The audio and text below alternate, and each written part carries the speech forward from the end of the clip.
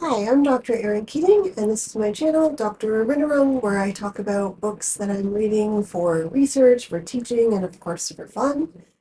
Um, I'm very excited today to be able to share with you a conversation that I had with author Stephen Erikson, who zoomed into my class. It was a seminar class on queer kinship in fantasy and fandom. And we had all just read Gardens of the Moon, so it was wonderful that he offered to zoom in and speak with us. And I guess without further ado, I'd like to welcome you as well into the classroom conversation. So I was thinking, I know we have lots of questions that people want to ask, and of course I want to start. So I guess I will just get started by welcoming you to our classroom on fantasy and fandoms. And we, of course, have just finished reading your book. So everyone in this room has read Gardens of the Moon. There are a number who have read more than Gardens of the Moon as well. So we're safe for spoilers on Gardens, less so for later books. But I'm hoping that we'll just sort of ask some questions. People can jump in as they want to and whatnot. And we can see where it goes from there. And rather than doing a round robin, I was thinking it might be nice before you ask a question, just to introduce yourself. If you're asking the question for the first time, does that work for everyone? And of course, our guest is Stephen Erikson, whose books we've all read, and so needs no introduction, but very, very kindly agreed to zoom in to chat with us about Malazan and gardens and whatever else you can throw at him, I guess, in terms of questions. Yes, well, thank um, you. Thank you for the invitation. I appreciate this. so I wanted to start off with a bit, I mean, we're in an academic setting, so um, I know that you've talked quite a bit in other interviews and whatnot about sort of the importance of place, right? And but through the lens of like archaeology and the work that you do in archaeology. And so I was actually wondering, like, where do you consider yourself in relation to sort of like Canadian literature, like a place in terms of Canada? Like, do you consider yourself a CanLit author or a Canadian fantasy author? Or maybe another way of thinking about that question is also like, how did even your time in Winnipeg had influence on the perspective of like place and location influence the series? Right. Well, I mean, my original foray into writing was here at the University of Victoria, and it was an undergraduate writing program. Um, and one of my primary sort of mentor was the Canadian author Jack Hodgins. Okay. And I remember once being in his office, and we were talking about he's very much a West Coast style writer, and he was talking about the difference between mountain writers and prairie writers. And it became very quickly clear that I guess I was primarily a prairie writer. And so then when I think back of, well, how did that influence things? Jack would have said that a mountain writer, because of the enclosed horizons, if you will, it turns an inward focus to the community and to the characters. Um, And so the landscape is kind of it's kind of an enclosure, if you will, Yeah. um, to the stories. And me having grown up in the prairies, but also having done archaeology where I'm out in the wilderness all the time, my engagement with or a prairie writer's engagement with the environment is a very different thing. And obviously Atwood talked about this very early on. Um, So, yeah, I've always sort of viewed, um, there's two ways you can look at it. If you're on the prairie, um, and you're looking out to those horizons, those great distances, you can either feel sort of infinitesimally small, or you can feel like you're the tallest thing in the landscape. So it's almost kind of one can make the choice in terms of what you want to do with your characterizations, um, and in that very generalized, broad sense of how does this person place themselves in their environments? Um, and I've always sort of viewed the environment as very much an additional character to the story.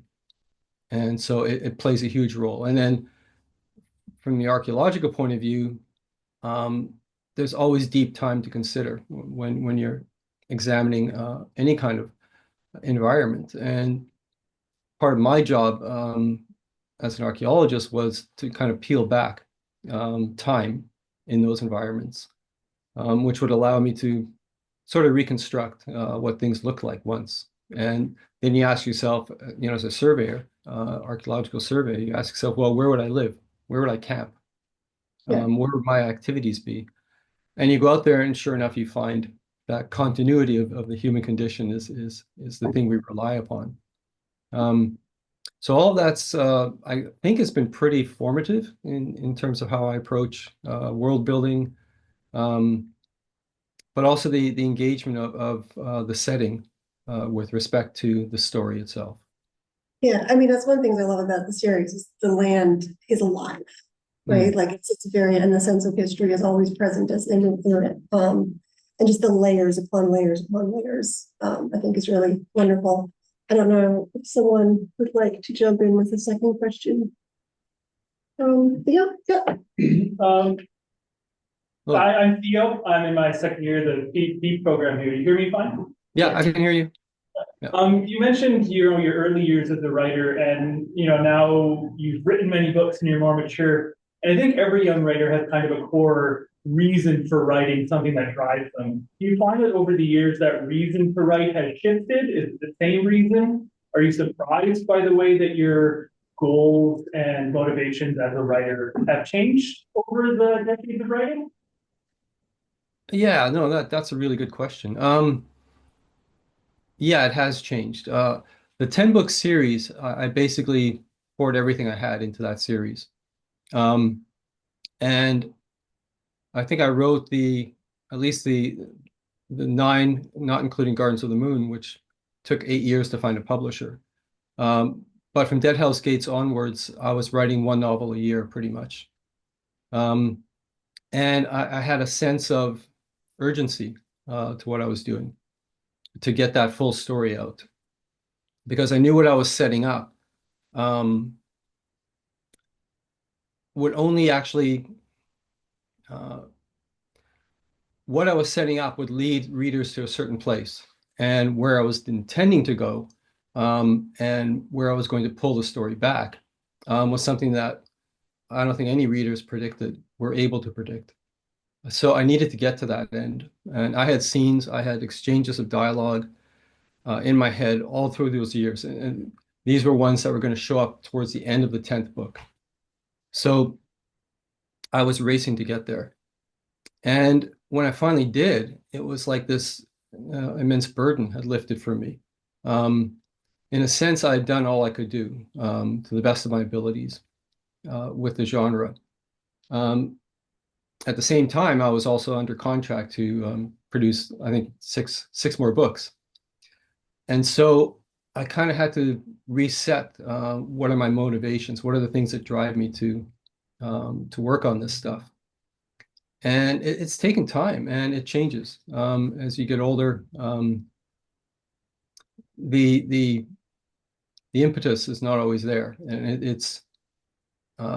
it becomes more, well, okay, what can I do with language? What can I do with how can I explore? How can I explore more than I did before? Because a 10 book series, there are structural limitations to what you're doing in terms of style, especially. And so I began to play around with style a lot more. And I'm still heading in that direction where I've only got two novels left in the Malazan series and two novellas. But I am writing standalone novels that are, science fiction, time travel, all kinds of things. And so I do feel I'm being pulled in that direction that I want to produce standalone works and just explore things a little bit more than I could within the conventions of the Malazan 10 book series. Excellent, thanks. And I mean, I know I've definitely noticed a shift in the Carcanis trilogy now that we'll Oh, talk about. yes. And for me, I'm one of the people who love that. Actually, I love the tone in that series, the more philosophical. whatnot. So looking forward to when the next one of that comes out with no pressure. I don't want to be one of those people. I don't know. Does anyone want to jump in? Gus? Yeah, my name is Augustus. I'm in my first year of my master's. Being an avid TTRPG player and GM myself, I'm very curious as to your process in adapting from D&D and GURPS towards the Malazan series and how that influenced the writing style and how, if you felt whether it was more so you were trying to chisel away at the sculpture within that was the D&D or GURPS campaign that became the book, or whether you thought that this book was going to happen and that you just found a way to write it through the game system. Yeah. Well, first of all, yeah, it's a co-created world through two gamers, myself and Ian Eslamont. We were both archaeologists, and we met on a dig and discovered we had similar interests, and he wanted to write as well. And so when we were setting up and creating the I guess the game world, the Malazan world, a lot of what we were kind of expressing was almost an active deconstruction of the genre. So we were both independently were frustrated with a lot of epic fantasy at the time. It was essentially a reaffirmation of the status quo. So in other words, where the story starts is kind of where it ends. In other words, the threat is posed, the Dark Lord arrives, and the threat of destruction of the entire cultures and civilizations and the peoples and all the rest, and devastation of the landscape, which always struck me as really problematic anyways. Why would you want to rule over something you've destroyed? But then at the end of it all, the hero wins, and the status quo is restored in some fashion or another. And it seemed static. It seemed like there was no built-in natural process of cultural evolution and changes to culture and civilizations. And so we were doing a lot. We brought in munitions, for example, alchemical munitions, which altered the dynamics of warfare, for example, in the Malazan world. And we were also, so much of epic fantasy was drawing from a very Eurocentric, quasi-medieval, patriarchal kind of system. And we wanted to game against that, actually. And so when we started altering AD&D and then GURPS, we really sort of concentrated on, well, what would happen if magic is available to everyone? And the first thing that occurred to us was your hierarchies of power can no longer be gender-based. It just cannot happen. So suddenly we're thinking, well, okay, we've created this Malazan world, and it's a world without sexism in the sense of the language of sexism or the assumptions of sexism, because the access to magic levels the playing field in terms of power. So it's not bound to physicality. It's not bound to anything like that. So through the gaming, we kind of explored all of that and played that out. But most of the campaigning is actually the prelude to the Malazan series, at least the first series that Cam and I wrote. So it gave us our background, and so that would be my answer to you, is that it's a foundational thing. In some elements, yeah, we took some parts of the campaigns. Certainly for Gardens of the Moon, there's a lot of the campaign. A lot of Cam's campaign is in that book. But originally, yeah, we were thinking film scripts. We weren't thinking novels at all. And so the novels almost became the default when we kind of realized that, at least in Canada, we weren't going to get anywhere with these kind of scripts. And even the other scripts we were writing, they were getting optioned and rights were being sold, but everything sort of died on the shelf, as it were. So very frustrating. And we were both writing contemporary fiction, short fiction. There's no easy way of making a living at that. And so we just, yeah, I think at one point here in Victoria, we were hanging out and we just decided, okay, let's novelize these and at least novelize the Malazan world. Bearing in mind that we were going to take on a lot of the tropes and dismantle them. So that was kind of what we were both thinking. Can I follow up on that just with, because I'm sure you've probably mentioned it some other places, but many people in the room probably aren't aware. Like, could you name a couple of the examples of sort of characters you gamed that did end up into Gardens of the Moons, or like parts of the campaign that ended up in Gardens of the Moons specifically? Sure. Let's see. Most of the characters were gamed. I think what I have to think back on what Cam had in mind with Darujhistan, which is where those elements that took place in Darujhistan are a lot of them are gamed. So the assassin rooftop war, the and the entire sort of climax of the novel. And so, but I think what Cam was playing with when, so I rolled up the characters of Krupp, Ralak Nom, another character who didn't appear. And was there anybody else? There might have been, was there a third one? It was mostly Ralak and Krupp. And what Cam created was he basically drew from the Three Musketeers, Dumas. And so he created this, you had you had Baruch, the high alchemist, who had hired these, this small group of people who hung out in the Phoenix Inn. And so you had Cole. I mean, you can see the parallels directly to the Three Musketeers in terms of the characters that he was playing as NPCs. And then, yeah, at that point, once the framework's established, then the game organically runs where it goes, because now this is the great thing with, if I'm assuming there's writers in your class right now. Yes. Role playing, regardless of what you're writing, if you're writing contemporary fiction, it doesn't matter. Role playing, like RPGs, are brilliant exercises for writers, because what they do is they enforce humility on you. In other words, you're no longer in complete control of the narrative, and you're certainly not in control of your characters. And that's exciting, and that makes it, that kind of frees you up. And it allows you, as then later as a writer, that if you're going to get into the head of a character and be that character for a while, anything goes, right?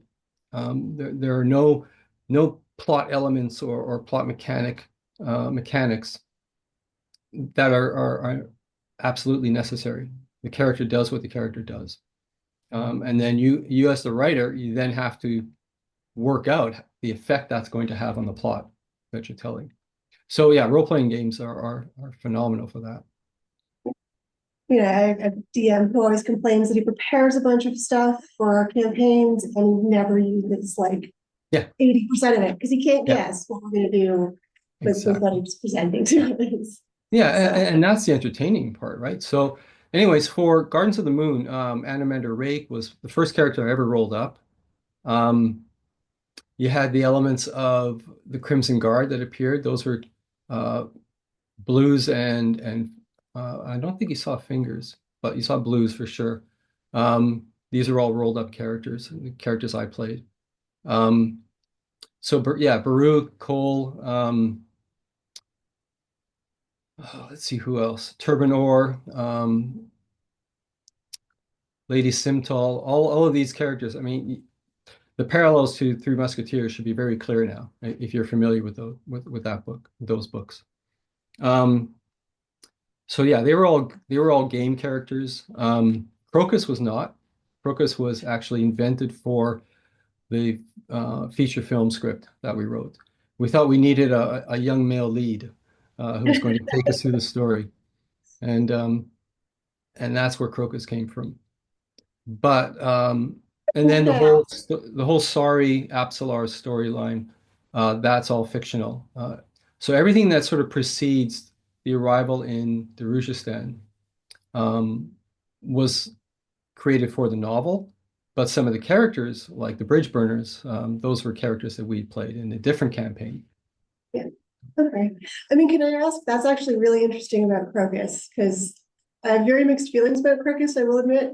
But is that one of the reasons why he's so, led by his young men's passions, if you will, in terms of his decision making? Like that now makes more sense to me. Yeah, absolutely. He's your classic adolescent male. And so he's got that romantic streak running through him, that sort of alters with the reality of the landscape around him. And and that's why the characters, his love interest, her name is Chalice. I mean, it's the unattainable. But he's not aware of that at the time. And then of course we dismantled all of that because he doesn't get to save the girl in the end. It's another guy. So I think there was something I wanted to ask about magic, and that might actually come back to something. Was that you, Zoe? Yes, it was me. Yeah, I'm Zoe. I'm in my first year of PhD. And because we were talking in class about how you're not really, I don't know if it was you specifically, but just the term magic system isn't one that we're really encouraged to use when talking about your world and how the magical order works. good. And I was just, okay. And so I was wondering if like you had another term that you use, or if you just use magic and that's it, or something else like rules or techniques. Well, I mean, I think even we would have been using, if anybody asked us about the magic, there would have been some sense of at least in terms of communicating to somebody else, that we would call it a system. And there is, I mean, there's an inbuilt underlying structure to the whole thing.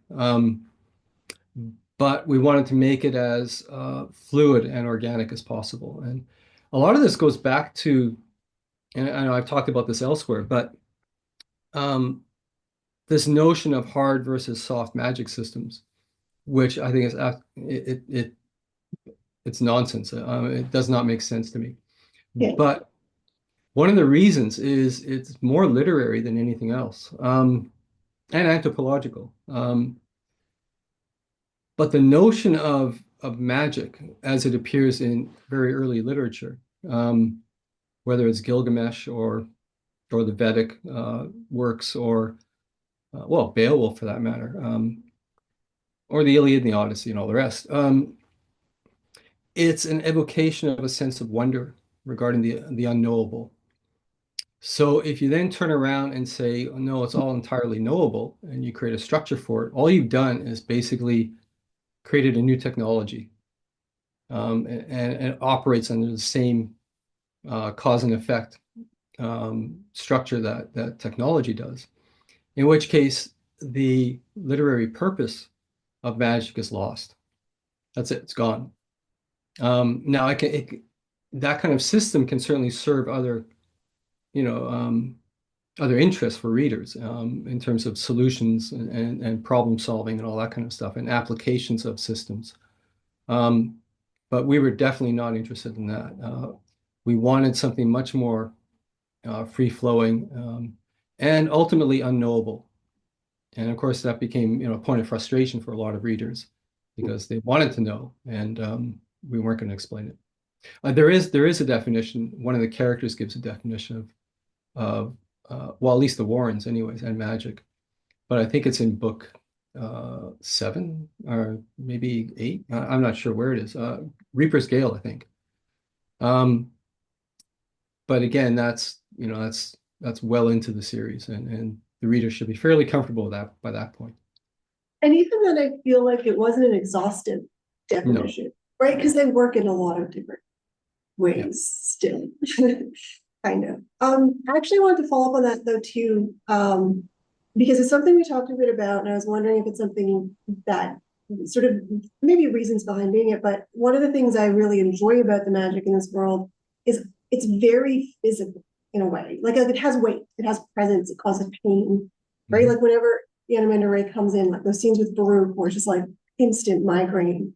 And I just sort of, was there a particular reason you wanted like that effect on the world sort of from the magic, or what were you sort of going for with that? Yeah, no, I think so. I think nothing can be free, right? And quite often magic is kind of your get out of jail free card in a lot of fiction. And we wanted there to be a price exacted. Otherwise, yeah, otherwise you're just sort of scaling up without effort, if you will, in terms of the characters and their power base. So yeah, it has to cost. And of course, the more powerful the character gets, the more chains are attached to them, obligations, responsibilities, and those kind of things. So in terms of animated rake, I mean, the reason for that weight is not books away. I mean, it's not given until the eighth book, I think, Toll of Hounds. So it's kind of an extreme example of foreshadowing, and there's a reason for why there's that weight carried to it, related to that character, which is not always the same with other characters. It depends. So yeah, just the idea that, and we found this even in the gaming, that you eventually sort of level up to the point where it becomes challenging to pose a challenge to the character, to pose a threat to the character. So the dynamics of their motivations and their storyline has to change, because it's no longer just the final sword fight or whatever, or magic battle, which can get pretty tired pretty quickly if that's all you're doing each and every time.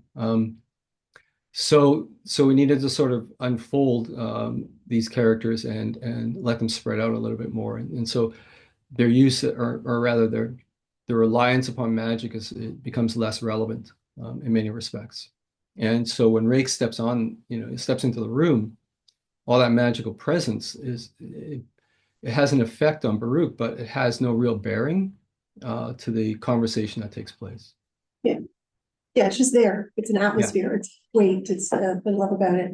Alice? I'm Alice. I'm a pre-master student, and I was wondering, you mentioned a little bit earlier having had some ideas go out as movie scripts and then the project never got made, and at least to me, that's also a little reminiscent of publication in general, and having an idea out in the world and open to others' interpretation and no longer in your hands. And just as a creative writer, I was wondering if you had anything to say about learning to let go of those things once they're no longer exactly yours.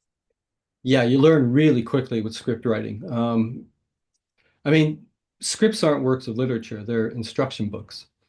And then once you've sort of written it, you have to cut your ties to it if you want to see it made. I know the first script Cam and I wrote, we sold in Winnipeg, actually, and the producer we were dealing with would come back to us and say, okay, we got money for the rewrite, so go ahead and do the rewrite. And we'd say, well, okay, well, what do you want changed? And he could not be specific, and so we were just sort of floundering. And he just wanted elements of change, but he could not articulate what they were. And so we ended up rewriting the script, and I think we ended up rewriting it maybe three times. And each time he got less satisfied. It got farther away from the original. And so finally we threw up our hands, but also we had a final meeting here in Vancouver, or over in Vancouver, with Telefilm, and the two I guess administrators, bureaucrats, whatever, who came in to talk with us.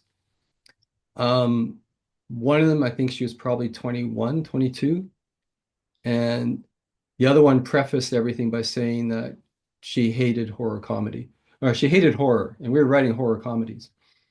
And then she followed up by saying, you can't do horror comedy. It's only one or the other. And this was before The Lost Boys showed up by a few years. So we realized very quickly that we were slamming our heads up against a wall that we could not we could not surmount. Couldn't break through, couldn't climb over. But yeah, you have to create some distance. Much more difficult in a fictional work because you put who knows how long, right? 2, 3 years into writing something, or even longer. And you will fall in love with certain lines that you've written that the editor just crosses out. But the writing programs help for that. Getting into a workshop is extremely useful because quite often, I remember seeing this a lot and experiencing it, at least my first few years, my first year anyways. Where I started the short story that I submitted isn't where the story starts. And so the editor, the teacher would just cross out the first 3 paragraphs or the first page and say, here's where the story starts. And you have to, you can rail at it and storm off and all the rest. But once you've cooled down and you've given it some distance, you realize that absolutely right. Everything that you set up was for you to do in your first draft. That's the mental work you needed to provide you with enough meat or rather enough bones in order to put the muscle on. And so it's always writing should be a humbling process. And as soon as it goes out into an audience, you are at that point more vulnerable than one could imagine. And so I guess for us anyways, we learn, you get a tough hide fairly quickly.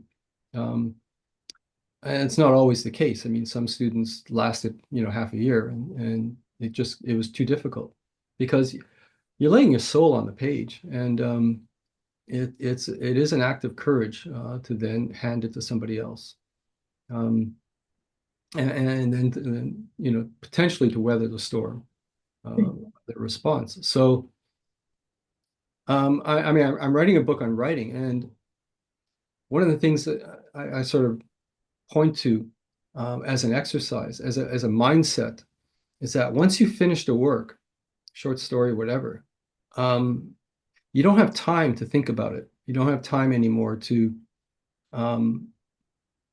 think about how the readers are going to respond or how the class is going to respond. None of that's relevant anymore because you're now working on the next one.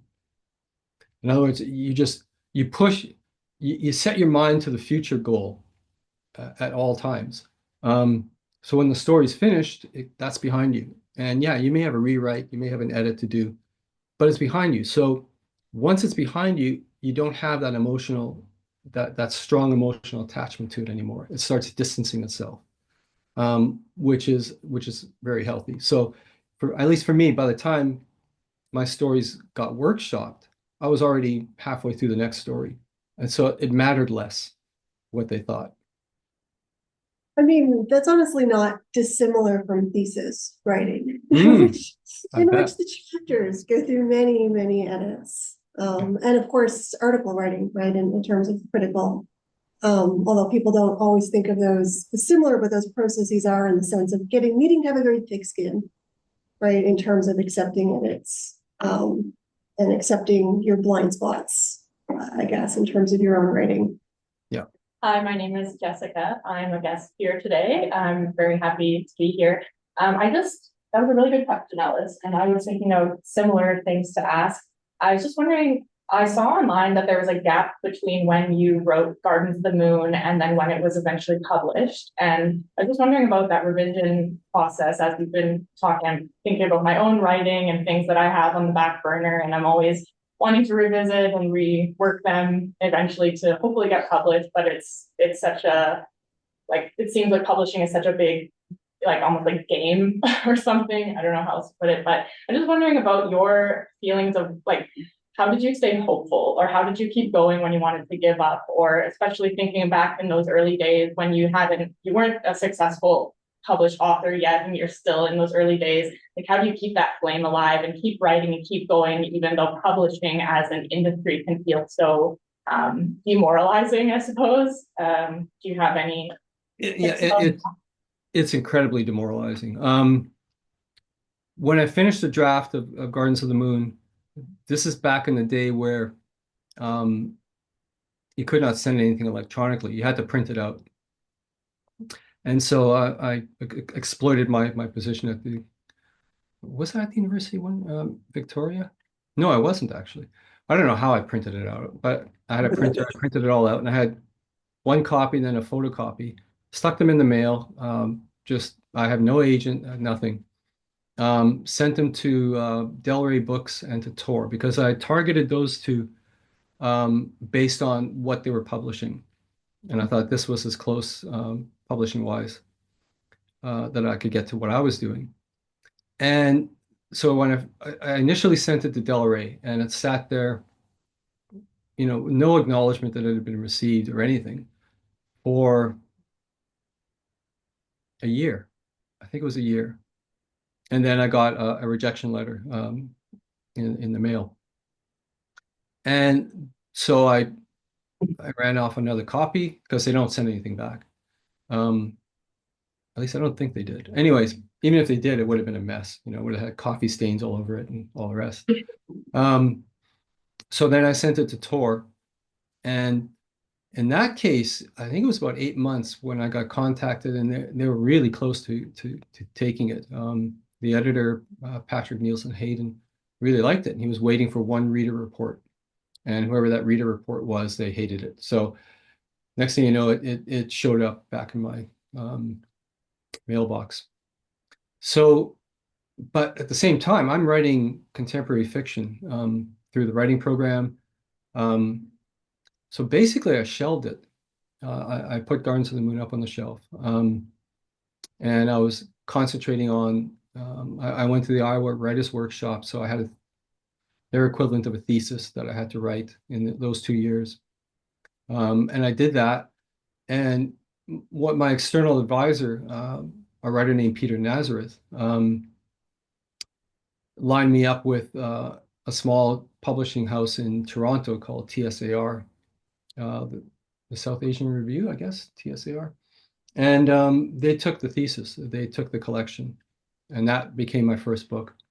Then I did the Anvil Press 3-day novel contest, and I was co-winner on that one. I'm doing archaeology at the same time, so I wrote that one in a small room in Swift Current, Saskatchewan, while on the dig. And so I was getting things published, and I had sort of a second set of stories that came out with TSAR.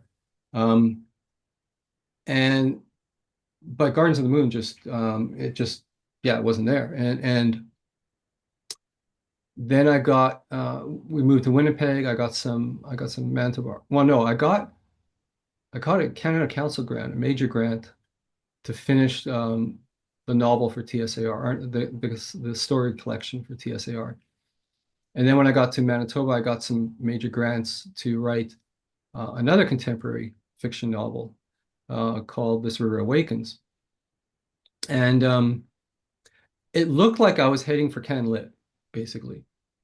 But there was a thing sort of in the back of my head just said, I don't want to go there. I had lots of reasons for that, but I didn't want to go there. And so my wife is English, and she wanted to move back. I thought, yeah, this might be a good place to give it another shot. And so when we moved to the UK, I actually found the publisher for This River Awakens because it was a Manitoba setting, and that was really exotic for them. So they were happy with that. Just near Middle Church, in case you're wondering. Although I changed the name to Middle Cross, so just north of Winnipeg.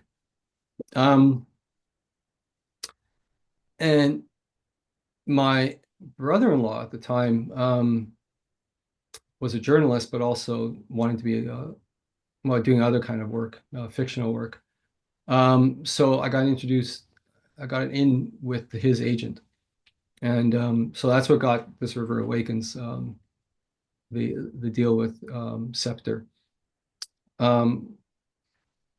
And then my agent, of course, asked, well, what else have you got? So I said, well, okay, I've got this fantasy novel, but I'm going to have to clean it up because it's been 8 years. And so that's what I promptly did. Took me a couple months to clean it up and got it to him. And yeah, that's kind of where we got a good deal. But not, I mean, it's not a great deal. It's like probably maybe £3,000 or something. It wasn't much. But from the response of that one is where the 9-book deal came in. It was actually a 9-year deal. And suddenly, I guess I realized that maybe I had a shot at doing this full time. And that's what I wanted to do. I wanted to write fiction full time, but also fantasy. And I wanted to sort of, I've often viewed that in terms of epic fantasy, the works of Stephen R. Donaldson is where epic fantasy grew up because it's very adult, very adult. Lord of the Rings you can read when you're 13, 14. It would be pretty traumatic to read Lord Fowl's Bane of Donaldson's book. And that's kind of the direction that I was really interested in exploring. Very sort of literary approach to fantasy, very adult approach, and sort of dismantling that notion of good and evil and moving into something a bit more representative of the human condition.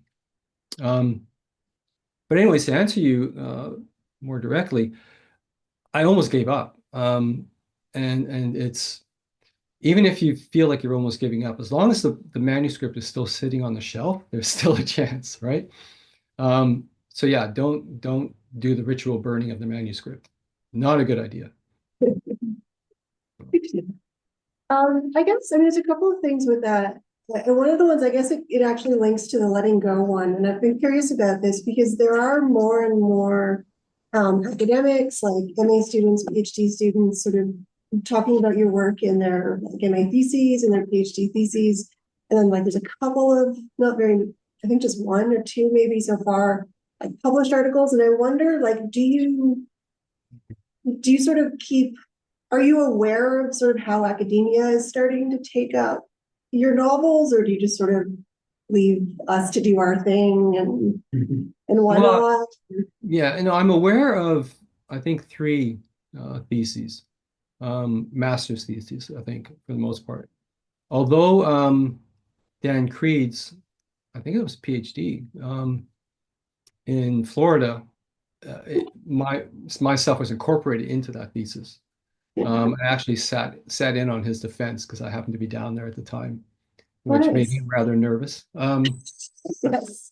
But and there's been a book just published, self-published, a beautiful book on Jungian analysis of the 10-book series. And so generally what happens is quite often the author of these, the thesis or the books will contact me. And then I'll say, yeah, I'd love to see it. And so they'll get me a version of it. But I'm not aware of smaller articles and stuff. I know that, I go to the International Conference on the Fantastic and the Arts in Orlando every year, not this year, for reasons, but so there I've sat in on presentations and panels by academics who are discussing the work. Yeah.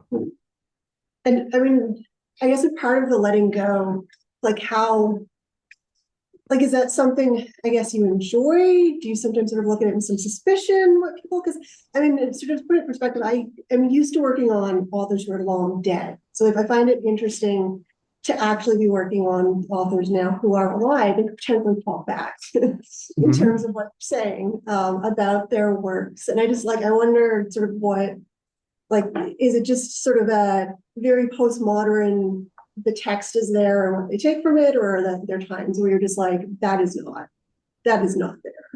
Yeah. Oh man, yeah, I've had lots of discussions with Dr. A.P. Canavan on this stuff because I mean, my view is every work, every novel in this case, is in dialogue with the reality of the time that it was written. And to excise that, to remove that from analysis of the literary work um, strikes me as kind of a mistake because there is that dialogue. And so the themes and the subjects that I'm engaging in at any one time is directly relevant to that time period.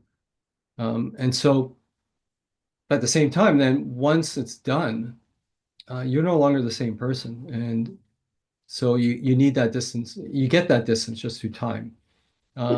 You're just not the same person, and the world's not the same. So these things, it's in constant flux and constant motion.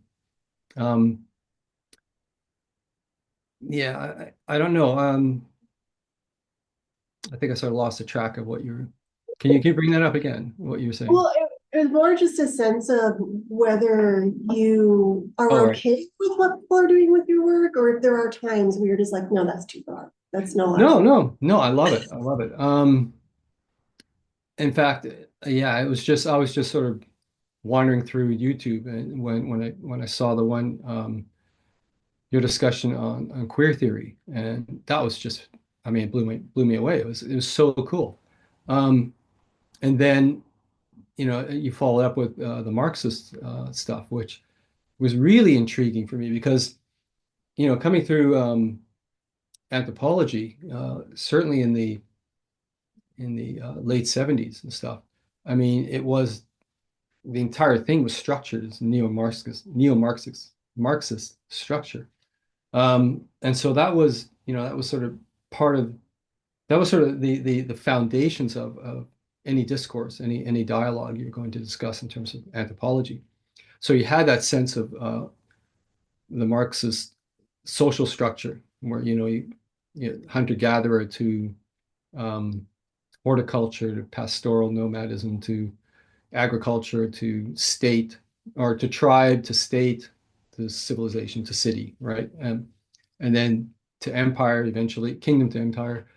And then running alongside that is the political structure, which of course Marx would place communism at the top, and then everything else goes down. So there are implicit assumptions in that kind of approach to anthropology, and it applies to all the analysis of cultures.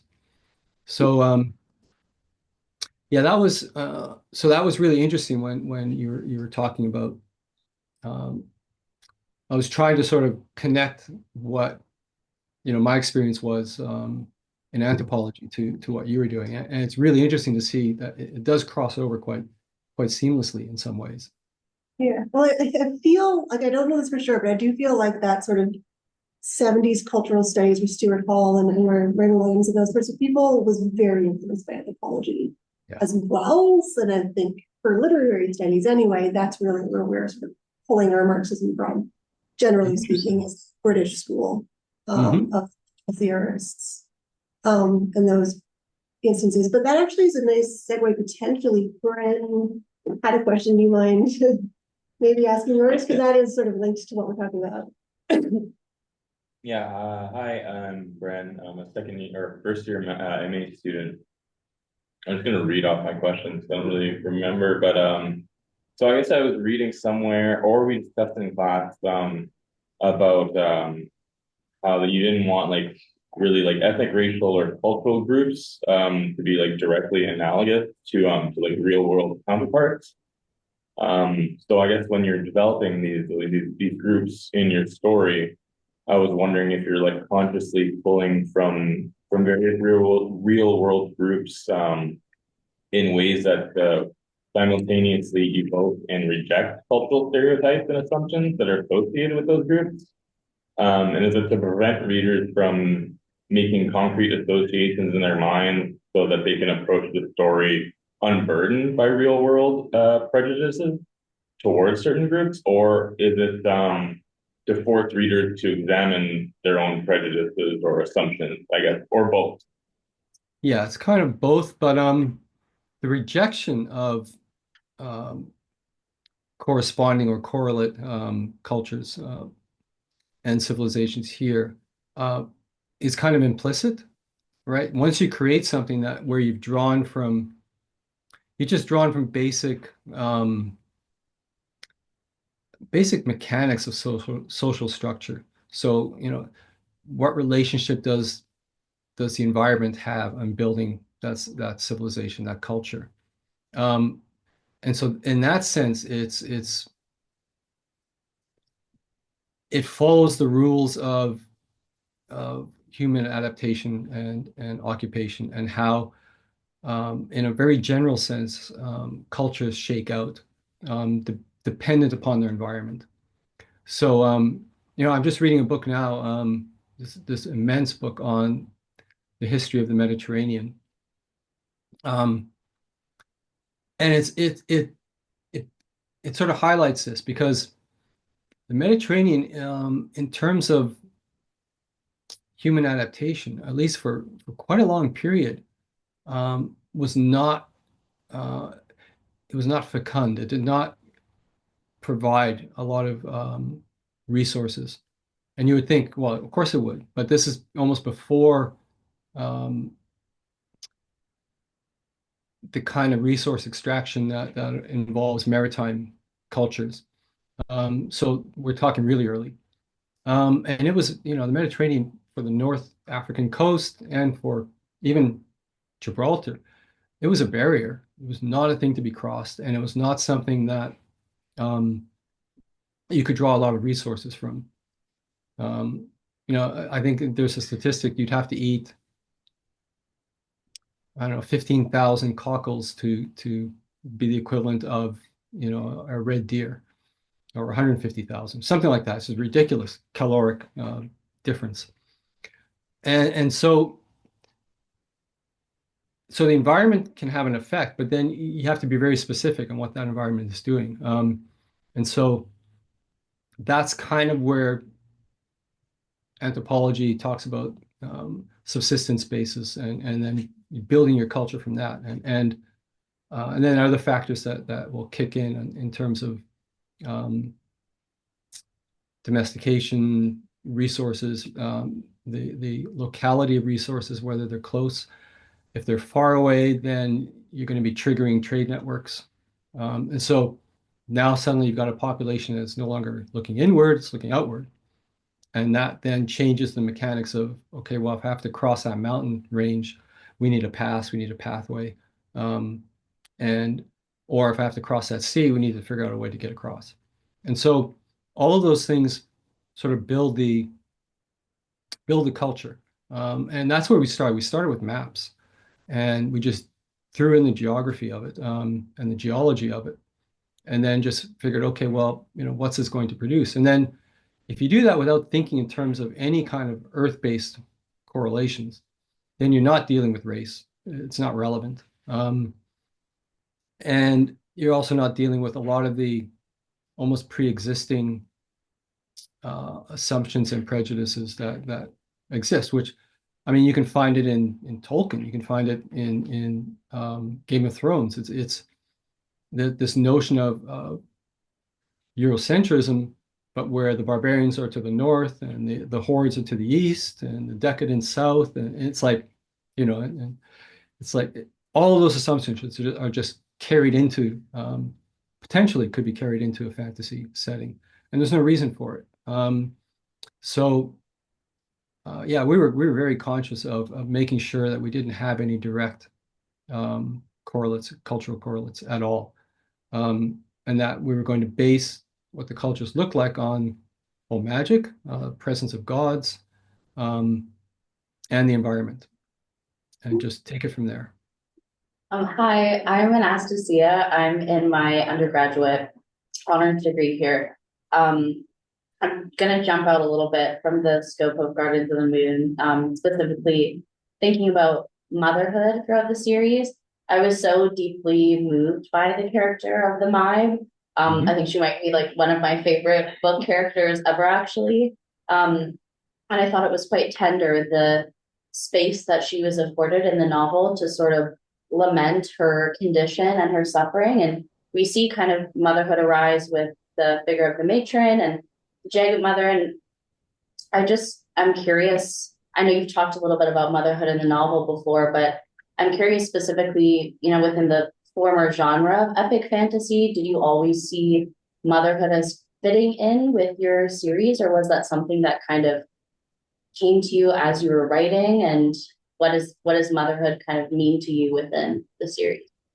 Right. Well, I mean, the primary driver for this was for the series and my writing in general was an exploration of the human condition.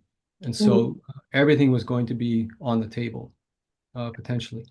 But if you recall, I mentioned earlier how a work of fiction, while you're writing it, it is in dialogue with the real world. So I was dealing with somebody who was suffering from postpartum depression. And so, you know, one pays attention to the sentiments and the feelings that are being expressed. So the thing with fantasy, it's the most capable genre for taking a metaphor and making it real. And so this is how the Maib sort of came into place. She is the metaphor of postpartum depression made real. And which does not take anything away from the interpretation that was on your video and stuff, which I thought was really cool. So yeah, in many respects, I kind of had a general sense of, you know, well, this novel is going to be about sisters. And so you had Dead House Gates, for example, and House of Chains. And then Memories or Midnight Tides, this is about brothers. And so early on, with Memories of Ice, this is about mothers. And of course, even though that I try not, it's not completely encapsulated, right? I mean, those themes that once they're given space and once they're breathed into your story, and if you're doing a series, they're going to come back and they're going to echo and they're going to resonate over and over again. And so you end up carrying all of those things with you. Because in many ways, motherhood's revisited again in Toll the Hounds with the character of Stony Monachus. So that's kind of how I sort of imagined what I would do with the fantasy genre was again that capacity to hold a metaphor made real was huge, and I certainly made a point of exploring that. It allows some distance. Sorry, it allows some distance between the reader's real world and what's happening in the story, because it's just fiction. There's magic, there's gods, there's all kinds of things, and that kind of distance can be, I think, also kind of beneficial. Yes. And sorry, I love the way there's pictures like that, right? The Maib, but there's also very quirky or lighthearted versions of like parenthood or motherhood. Like I was thinking about the demon Asp. I'm sort of obsessed with, like, you know, the demon who adopts the child, right? And I think that's in Dead House, if I'm remembering correctly. And it's just like a small little thing. But so I guess just that idea that, like, yes, there's these big, very heartbreaking explorations, but then there's also, like, that's not it, right? Like the 10-book series in fantasy gives you room to play with. Yeah. Like the quirky, fun, sort of off the wall, perhaps, aspects of these relationships as well. Yeah. And especially I think that really sort of shows up in the romantic elements, which are pretty, you know, fairly minor in the series. But Thank you. they have a lot of fun with them. I had a lot of fun with them. Yeah. And we certainly talked about Tattersail and Ganos in Gardens, and the sort of the way we might interpret that scene. Well, yeah, Ganos was young and in response to the various traumas, quickly infatuated, and then, you know, he builds up this model of the relationship that probably was never there to begin with, and just carries on. He's kind of a slightly older version to Crocus in some ways. Yeah. And of course, Tattersail is just a fabulously unapologetically thirsty 200-year-old woman, right? So I did Pretty much. also really enjoy that. Yeah. Anyone want to jump in? I certainly have other questions, but if there's room, yeah, go ahead, Just Theo. 'cause, you talked about exploring the human condition, and I wondered if there were any characters or like demographics that you were kind of nervous to approach writing because you were afraid of misrepresenting or appropriating or creating a character that would end up offending viewers because you didn't know their experiences and couldn't actually represent them. And how did you go about researching how to create those characters? So it's people you trust and respect, or I'm curious about how you approach. Yeah. Oh, well, loaded question. No, I appreciate those. Don't worry. Um, I think there's a lot of things sort of in terms of creating character that you have to trust your instincts on, but you need to also approach with as much respect as possible. And especially acknowledging that um, there are experiences that, sit outside your own personal experience and there's a validity to them. And a kind of the idea of if you're going to create characters like that, and all kinds of characters, ones that are sort of really on the edge of difficult aspects of the human condition, you need to give them the space. And that means, you slow your pace down, you don't tie everything into the plot, you give them their space. It's the least, it's what they deserve, let's put it that way. Now, in terms of sort of my background and stuff, well,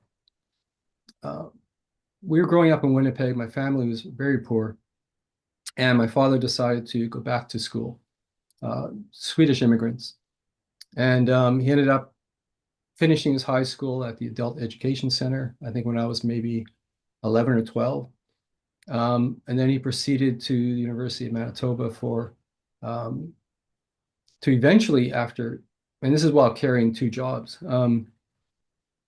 getting a PhD in psychology, child psychology more specifically.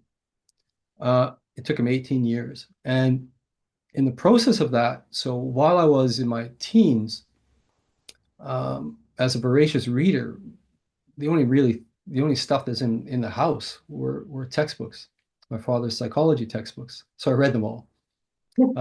So it was interesting because I remember when I ended up at the University of Manitoba, my first year, I took an intro psych class.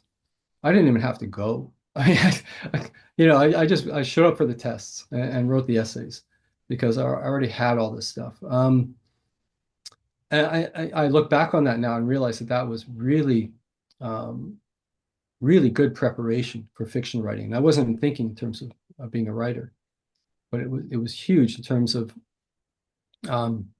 exploring all aspects of human psychology. And of course, from there, you move quickly into philosophy.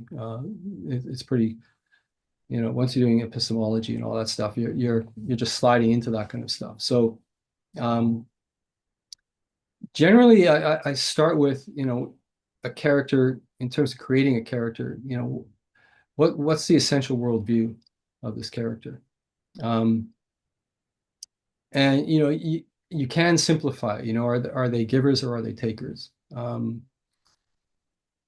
And that just sort of, that's kind of the very basic stuff. Now you want to elaborate upon that. And also bearing in mind that nobody's is consistent. We are filled with contradiction, and we can carry two contradictions with us. And just on a personal level, in the last maybe 15, 20 years, I realized that's not a problem to carry two contradictory ideas. I'm comfortable with it.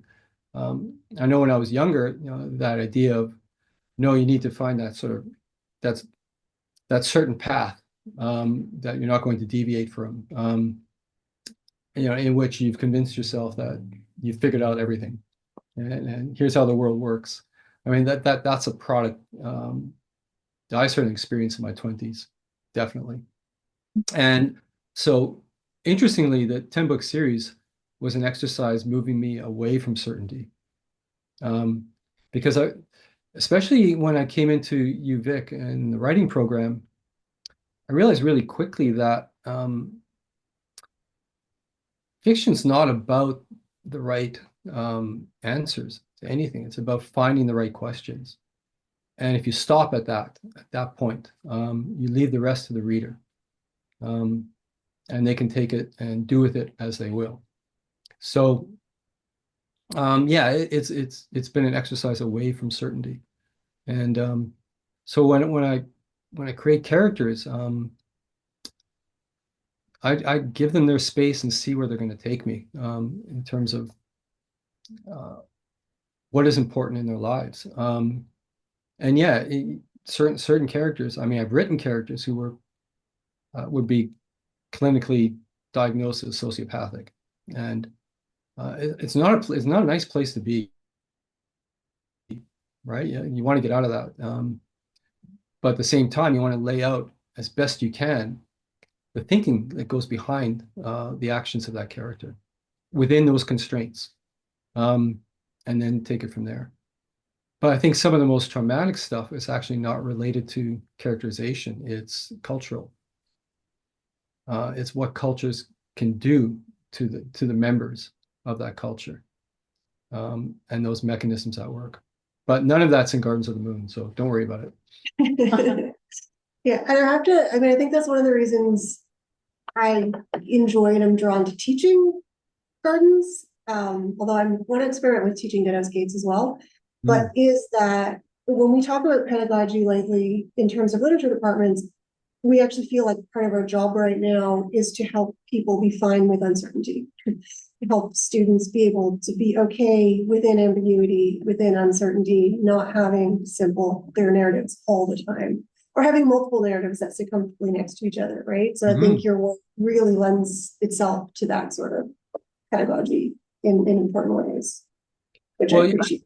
You could probably do Midnight Tides as a standalone. It's true. I love that one. Then we get to tell a bug. Yeah, you do. Yeah. Which, I mean, I should ask, I mean, obviously not to go into detail, but is there a Rosencrantz and Guildenstern influence there? Oh, sure. Oh, sure. Yeah. And Worcester and Jeeves and yeah. There's a few of those. But you see, this is one of the things is that Cam and I we game this stuff, and so the pairing up of characters was built into the way we game, because for a lot of the gaming it was just Cam and myself. So I would run one part of the campaign. I would run a campaign one night, he'd run his campaign the other night. So we would just be swapping back and forth in terms of characters and all that kind of thing. And we would have entire game sessions where nobody drew a sword or cast a spell. It was just conversation. And we'd have a blast. So I think that duo, I mean, people have commented, for years now on the series. There's a lot of duos, there's a lot of pairings. And that is absolutely a product of the gaming and my friendship with Cam, for sure. This is taking us a bit of a different direction, but I've been gotten recently very obsessed with the epigraphs to all of the chapters in the books, which is such a wonderful feature for me of epic fantasy, right? Like I love that whole sort of genre of epigraph and its relationship and whatnot. But it always makes me wonder, particularly because there are some, I've been creating spreadsheets, so there are some that show up in different places, like different parts of the same text. And it really made me wonder, like, are there per text somewhere behind this? Or do you write those in fragments? Or like, how do you go about writing all of those epigraphs? Like, is it like the maps? Do they exist or? It's a good, I'm trying to remember. No, there aren't texts. So they would have been invented on the fly. Epigraphs, well, first of all, structurally, I took that from Dune, Frank Herbert's Dune. There's a lot of influence and inspiration in Gardens of the Moon from Dune, especially the way it's laid out. And so initially I'm thinking, well, a lot of Herbert's epigraphs, they're kind of historical analyses of things. So it's all post events.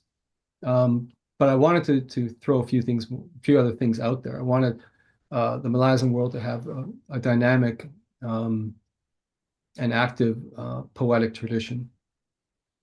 And then, because that allowed me to sort of play around with different styles of poetry, explore that kind of stuff. But then I also wanted to draw on legal defenses. I wanted to draw on all kinds of things in terms of the epigraphs. But one of the functions of them, at least I remember this early on for Gardens of the Moon especially, is that they're sort of unapologetically key descriptors of what's going to happen. To me, there's no subtlety. I laid it out, especially in the early epigraphs, exactly what had happened and what was going to happen. And so I tend, when I'm writing, I tend I write the epigraph before anything else on that chapter. And it allows me to sort of give me a kind of a thematic sense of where I'm going to take this chapter. What am I going to talk about in this chapter? So the epigraphs is almost like shorthand for me in some ways. And quite often, I don't want to be too specific. I just want a general sense or an atmosphere and that kind of thing. Yeah. I mean, a lot of the themes I actually find really useful. It's why, I'm saying read the epigraphs to the chapters. I know many people skip them. Honestly, as a younger reader, I did myself as well. Still skip the poetry in Tolkien, which I get in trouble for. Oh, no, I don't blame you on that one. But I wonder too, because one of the other things that strikes me about yours in particular is there's a number that are written by characters in the world. Right? And that's something that is a little different from the way other fantasy authors sometimes treat the epigraphs. And I was wondering, like, was it important to you to break that sort of wall, and why? Because we don't live just one life, right? So, a soldier will one day, if they survive, will retire or move on to other interests. I know later on, not much later on in the series after Gardens, you run into some characters who've been sort of in high positions of authority and either in the military or the government or whatever, who, quote, drowned and basically opted out and are found following their own interests. And so I like that idea of since I'm tying everything into specific character points of view, and so if you've met that character, then it can evoke a sense of, well, okay, when did that character write this poem, right? But it also tells you that, well, maybe not. It may not tell you that they survived at all, because you don't know when the poem was written. But yeah, and so yeah, I like the sense that it helps round out the characters, that they don't have a singular task in their lives that they have to complete, at which point they sort of dissolve from the screen, as it were. Yeah, because I had that exact conversation the other day with my partner about Talk the Younger, being like, does this mean he survived? Does he? And of course, we know, having read all the books, but like it's one of those, like, no, we could have written it during this time we know him in Gardens, potentially, right? So it's sure, that is also but there's a history of false attribution as well, right? So yes. Yeah, so and you get that with Homer. I mean, very, very much so. So yeah, it's not as reliable as the book presents itself as if it's entirely reliable, but it's not entirely reliable. So and I kind of like that. I mean, I like that because that's what I came away with after the minors in my degree in anthropology, or rather in history and classics, was, yeah, you cannot rely on this stuff, and history is extremely malleable and at times dubious, and that can be a fun thing for a writer, because you can mess around with that then. So Carcanis, the Carcanis trilogy is certainly doing that. Yes. But and wait till that ends till we know how to judge. But yes, I do love that about the series. Yeah, Gus, go ahead. Sorry, just on that vein, when you write your epigraphs and then you go on to writing the chapters, do you ever find that you've written a chapter that differs so heavily from the epigraph that you wrote before the chapter that you need to greatly alter it? Has that happened? No. I don't even mind if it's deviated. It's like the starting point, and if the story of the chapter takes me somewhere else, that's okay. That's not a problem, because what may happen then is the epigraph of the next chapter may very well be commenting on what you just read. Yeah, it goes backwards and forwards. It's not all linear. Hi, my name is Haley. This class is also teaching on fandoms. So I was just curious because obviously this one was published in 1999 and things have changed, but also the internet did exist in the 90s. How did you witness that evolving? When did it really emerge and grow? And like, what was your relationship with that, if anything? Yeah, I mean, yeah, fandom's interesting, isn't it?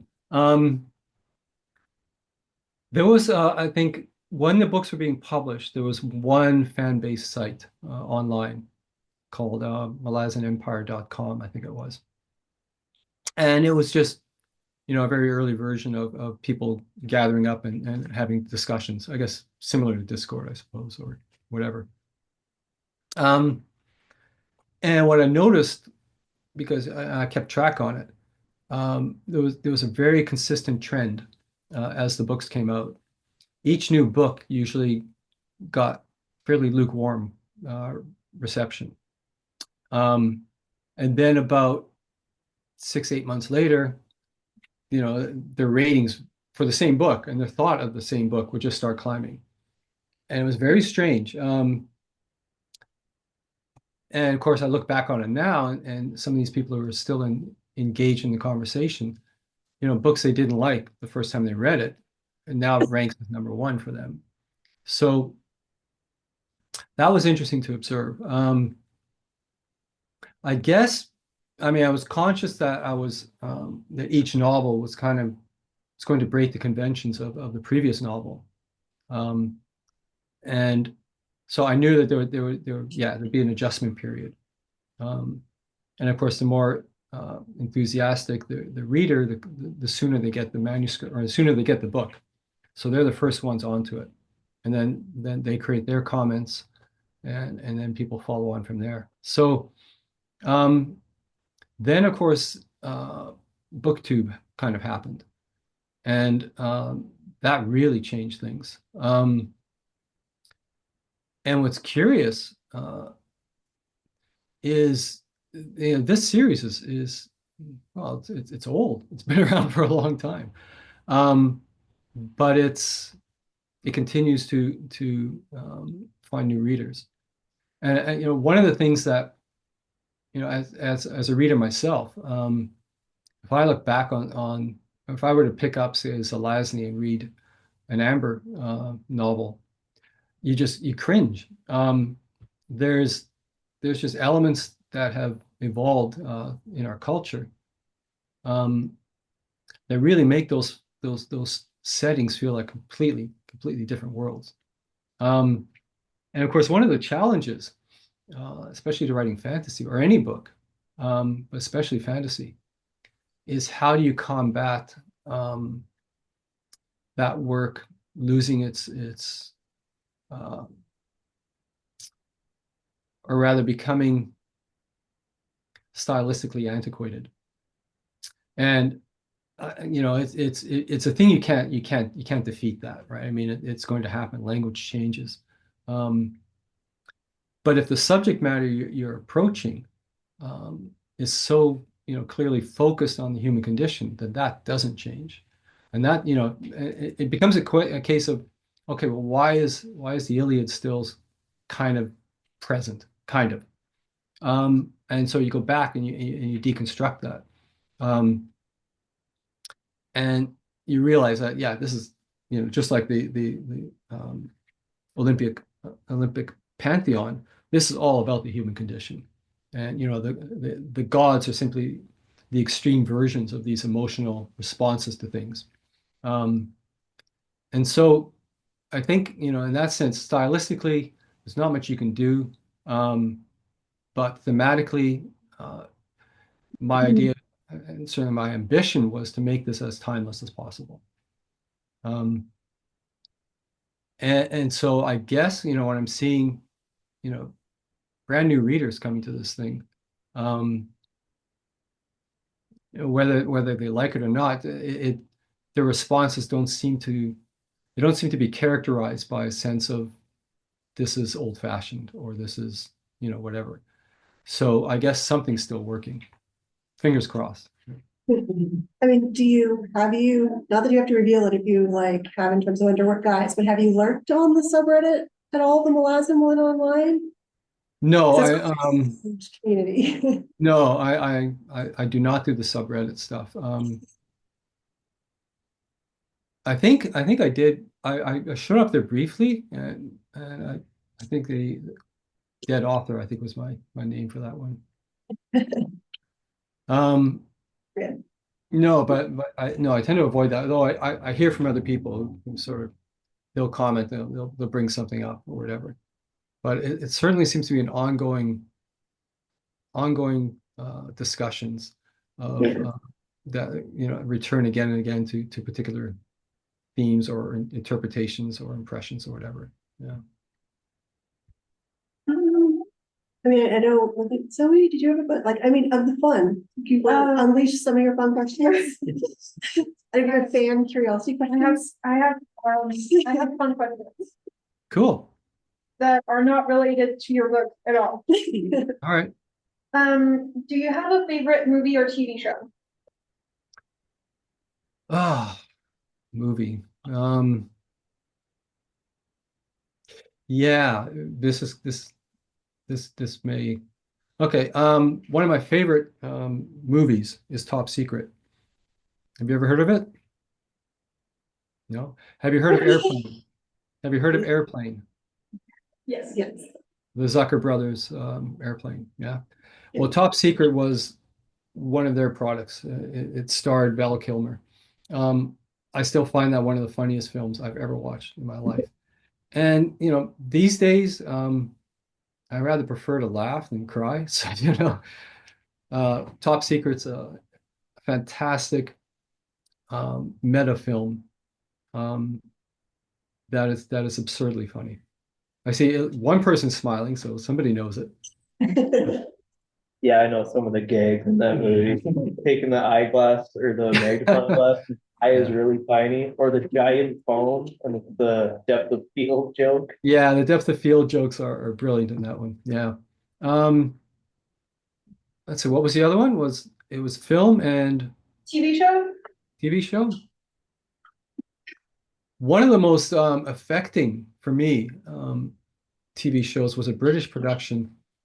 I think it was 8 parts of The Singing Detective, Dennis Potter's, the original one, starring Michael Gambon. That was just jaw-dropping. It is so good. I also love Deadwood. I thought that was brilliant.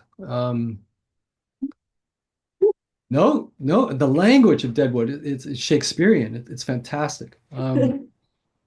So, and there was the follow-on with the same actor, Timothy Oliphant, set in Kentucky.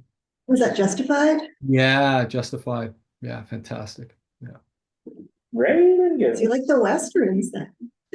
I do like Western, but when I was at UVic, my minor was film studies, and we did a lot of breaking apart Westerns and especially John Ford and people like that in terms of cinematic techniques. And so yeah, I remember doing a lot of deconstruction of John Ford Westerns, and I do love Westerns, but I also recognize how they are formative myth making for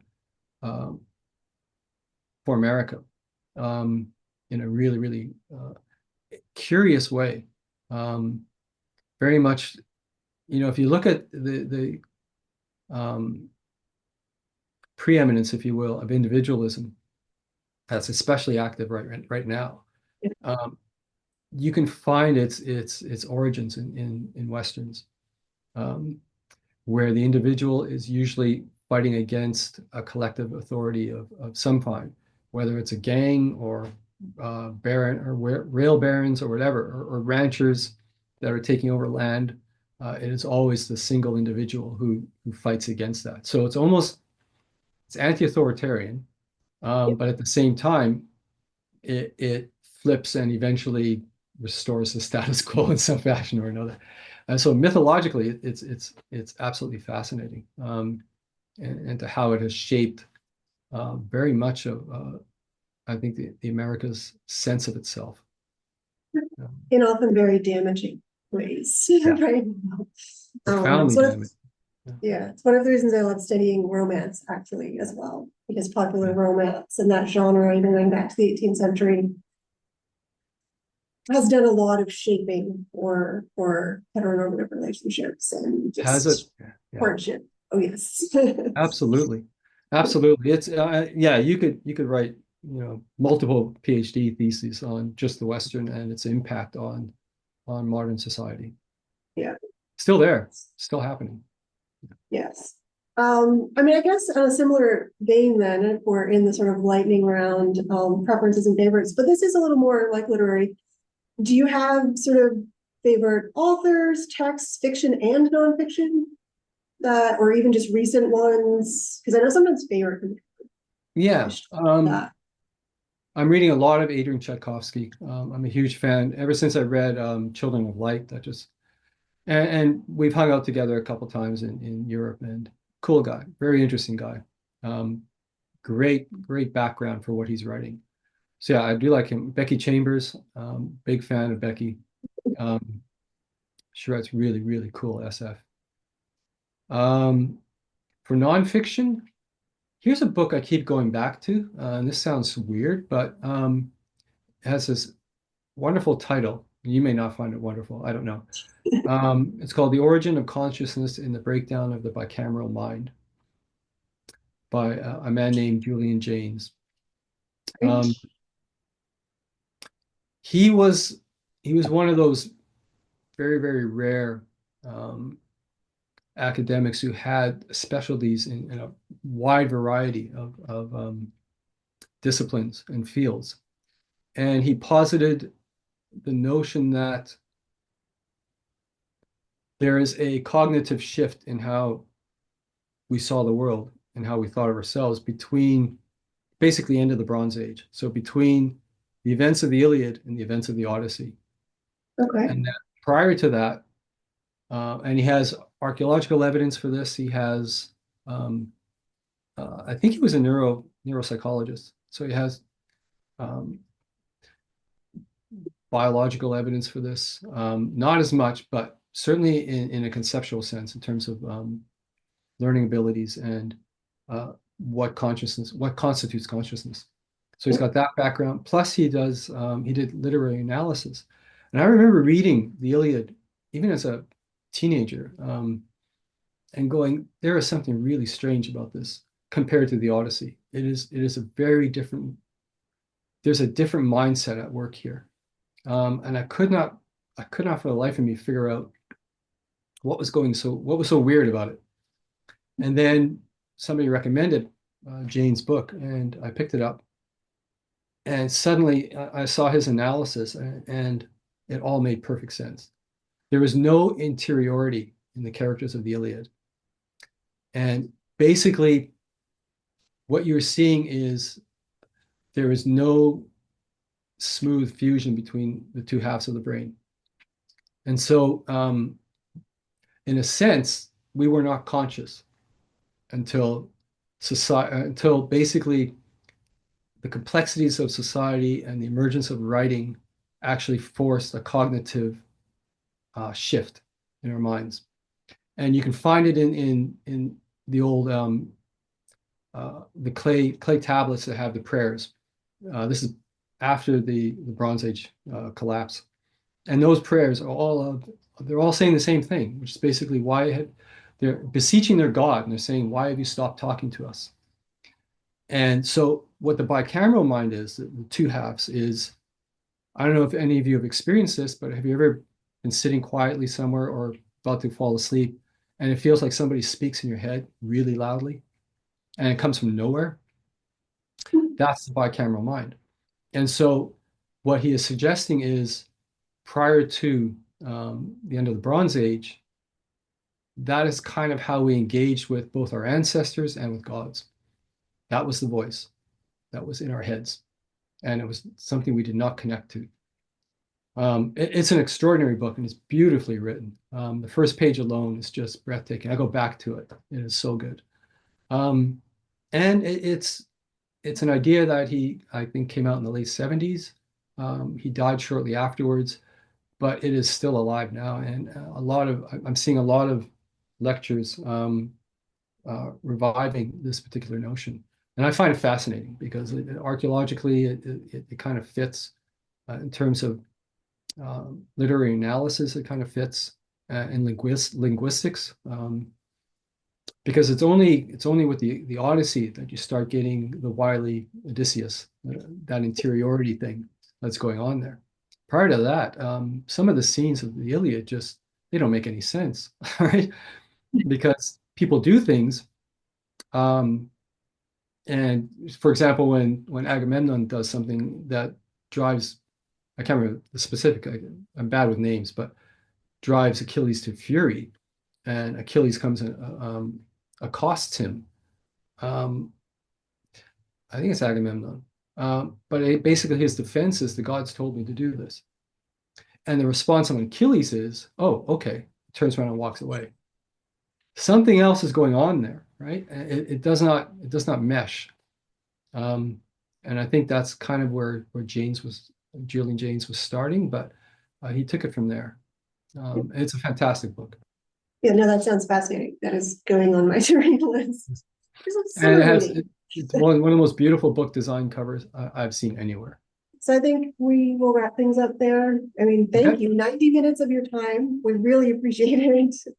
You doing this and coming in. And yeah, looking forward to reading more and having more people reading more of your works. Yeah, well, thank you, and thanks for the questions. What's the weather like right now? It plunged today. It got cold. Did it? Yeah, it's chilly here as well. Yeah, it got quite cold. I think it was minus 17 overnight, so that was not fun. Actually, wow. I guess I have to ask, and I know I sort of mentioned this as a response to the comment, just really quickly, since you bring up weather, how much did that influence, the ice, right? How much did that influence the presence of ice in the series, right? Because I'm thinking like the jagged ice and the of course memories of ice that's in the title. Like, how much did Winnipeg really influence that sort of thing? Yeah, I think so. I mean, it shows up even in the This River Awakens, the non-Malazan novel. But one of the things that happened was we were doing these maps of the Malazan world, and we hadn't actually done a full world map. So where we were going to place the continents, we hadn't decided yet. But we would always throw an ice field in there somewhere, right? Glaciers or whatever. And then when the map finally got put together, and then we looked at it, we realized we had these ice fields all over the place. It didn't matter, whether it was on the equator, we had these things. So we basically had to come up with the reason for why this was the case. And that's where the Jagut had the magical ability to build glacial fields and build ice walls and all the rest in order to defend themselves against the Talana Mass. And that then triggers the Talana Mass into their ritual, which made them undead, which allowed them to cross the ice. And so it was an environmental arms race between these two ancient species. Yeah. So yeah, there's ice all over the place. Yeah. It's yeah. No, it is.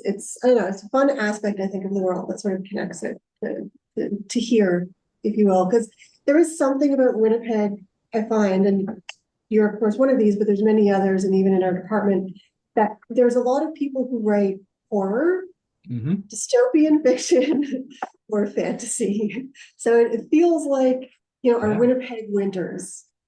It might be the winters. I mean, here's a curious detail. Guy Gabriel Kay. Yeah, we went to the same high school, and he was in class with my older brother, and I was in class with his younger brother. And we didn't even meet up again until a convention in Scotland when I walked up to him and told him. But yeah, we're products of Winnipeg for sure. Yeah. Okay, well, we can end it at that. Again, sorry, thank you again for taking the time. Yes, keep writing. We will keep reading. Take care, everyone. Thank you. Thank you. Bye-bye. I hope you enjoyed that as much as we clearly did. It's always a treat to be able to talk with an author about their work, and I never get enough of talking about molasses. So if you like that sort of thing, I encourage you to like, subscribe. I plan on doing some more videos a little more frequently as we go over the summer. I have a number lined up with students as well as some solo ones. So if you're interested, give me a follow and keep checking out the channel. Thank you.